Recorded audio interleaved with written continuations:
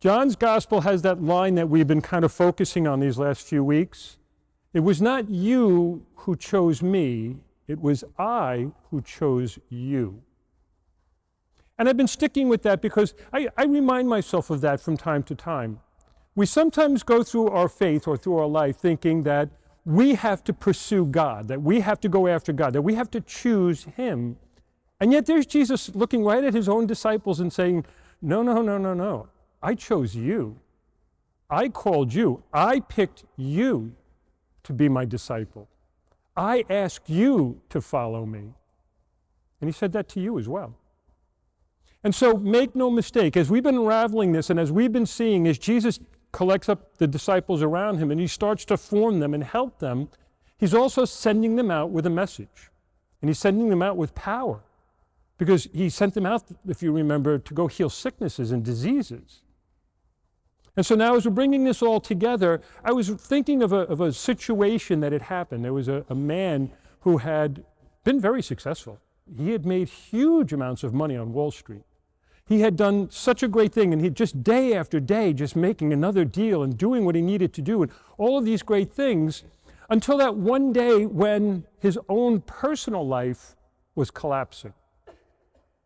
And so he ends up in the back of a church, and as he's sitting in the back of the church, a priest walks in, and the priest sees him, and he sees the priest. Now, the priest has no idea who he is, but he sees the priest, and he comes up to the priest and says, I need to talk. I need someone to talk to. And so, okay, the priest says, yeah, let's go talk. He wanted to admit to the priest that somehow in his life, he had been so consumed by the deal, so consumed by making more money, so consumed that his own wife was ready to leave him, his kids didn't really know him, and he was wondering what was the purpose of all of that. Now, think about your own lives. Think about the things in your life that garner your attention. You know, for someone like this gentleman, sure, we could say, well, it's pretty obvious. We know what your problem is. You're greedy. You're greedy. You can't get enough. You always want something more. And it's easy to identify it when it's that obvious. But what about the rest of us? If Jesus truly chose you, and as we heard last week, He made a demand of us that's not an easy one. You remember last week's gospel, right? You all stayed awake during it? If you love mother or father, child or friend more than me, you are not worthy of me. And as I said last week, I'm not going to do like I've heard preachers do. I'm not watering that down at all. I am not going to water that down at all. I think Jesus really means it. You can go back and listen to what I said last week as to how it all comes together. But know this, Jesus is to take a center place in our lives. He's not kidding. Now, I have to apologize for the way the Sunday lectionary is set up, because we're going through Matthew's gospel, and we lost part of the Sermon on the Mount because we had to leave it for a little while for Lent and Easter and all the other things, and then we kind of jump back in. Now we're in that middle section. We just ended up in chapter 11, but we skipped from parts of chapter 11, we skipped some parts of chapter 10 that I think are critical to understand what Jesus is saying today.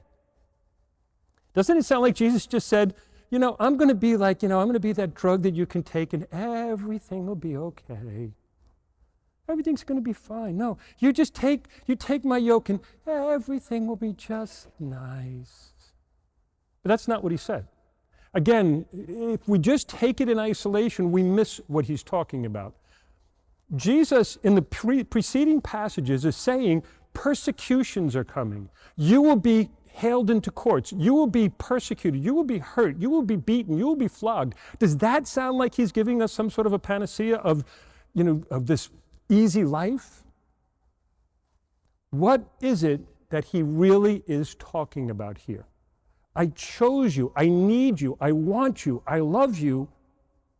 And what did He say last week? Take up your cross and follow me.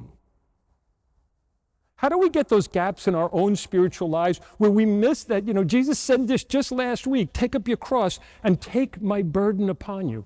Is it obvious now?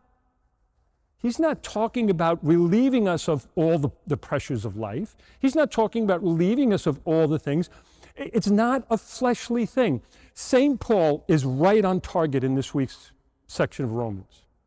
St. Paul, you heard him. Don't live by the flesh.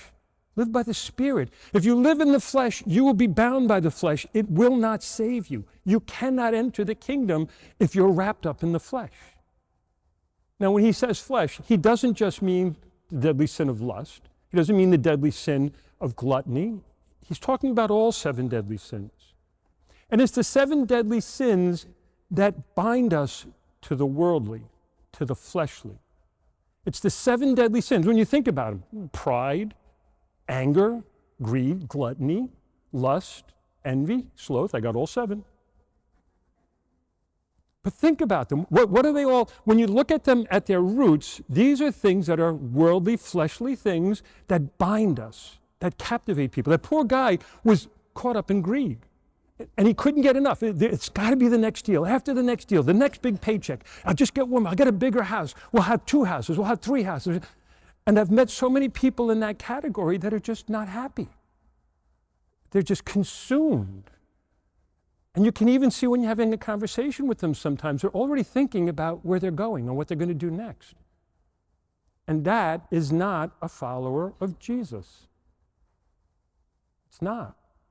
When he says, I chose you to be free from these fleshly things, free to live in the Spirit. And the burden that he talks about today, his burden, is a burden of freedom. It's a burden of freedom.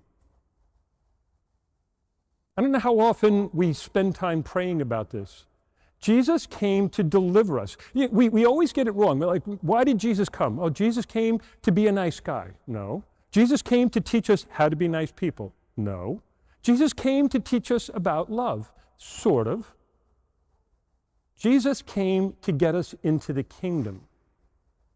Did you hear the petitions that I used for the Lord have mercy? Did anybody pay attention to that? I picked them on purpose. You came to heal the wounds of sin and division. You came to call sinners. Right there, we're saying exactly what the Gospels are teaching us about the mission of Jesus. Why did he come? He came to deliver us from sin so that we can live in the freedom of God's children. Taking his yoke upon you means you're taking the cross. And what is the cross? The cross is the ultimate moment of redemption, the sacrifice of the Lamb who delivers us from sin. The grace poured out, the blood and water poured out for your redemption. Take my yoke upon you, he says. He chose you, he wants you. But you have to turn away from sin and be faithful to the gospel. You have to renounce that which possesses you. So take any one of the 7 deadly sins. Is it owning you? That man was owned by greed. I've seen people who are owned by lust. I mean, they say, internet pornography is the new drug. 40, 50, 60% of people, across all generations, are addicted to pornography. That possesses a person. That controls a person. As much as any of the drugs can control a person, or alcohol, or gambling, this is now the new drug. That's what they're calling it. Is that owning you? Is it possessing you? If it is, you're not going to be able to live in the freedom of being a child of God. And that, my dear brothers and sisters, is why Jesus chose you. I want to liberate you. Renounce those things and take on my yoke. Let me carry it. Let me be there with you. See, the beautiful image of a yoke is he's there with you. You're not alone, but he's not going to take away the difficulties and the problems. They remain.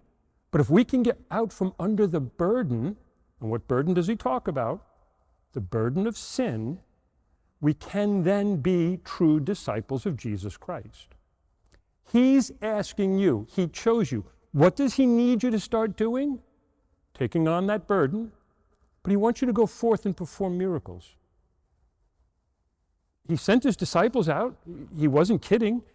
Go, do the miracles. What kind of miracles? Well, look at the miracles that happen in love relationships sometimes when someone is so burdened and the other is there with them. Think of the miracles that happen when a parent first has a child laid on their breast. Think of the miracles that happen when someone is truly burdened and someone can get them some food or shelter or drink. See, I'm setting you up because at the other end of Matthew's gospel, Matthew, when he talks about the Last Judgment, what does he do? Clothe the naked, feed the hungry, care for the poor. He's setting us up. Take my yoke upon you. Respond to me. You are today's miracle workers. You're here for some reason. Our pews have emptied out over the last 30 years. We don't know why, but we know that you're still here. You got up this morning. You came in here.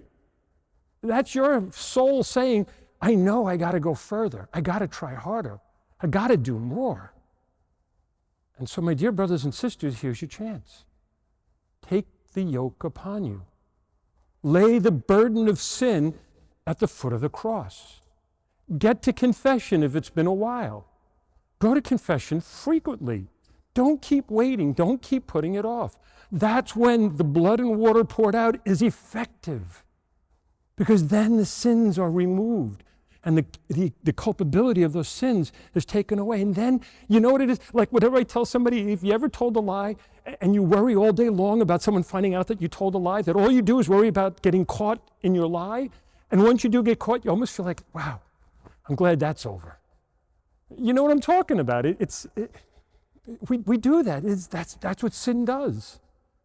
I'm afraid I'll get caught. I have to always worry. I always have to keep thinking. I always have to keep... No, that's not what Jesus wants. His burden frees us from that. He went to the cross to liberate us.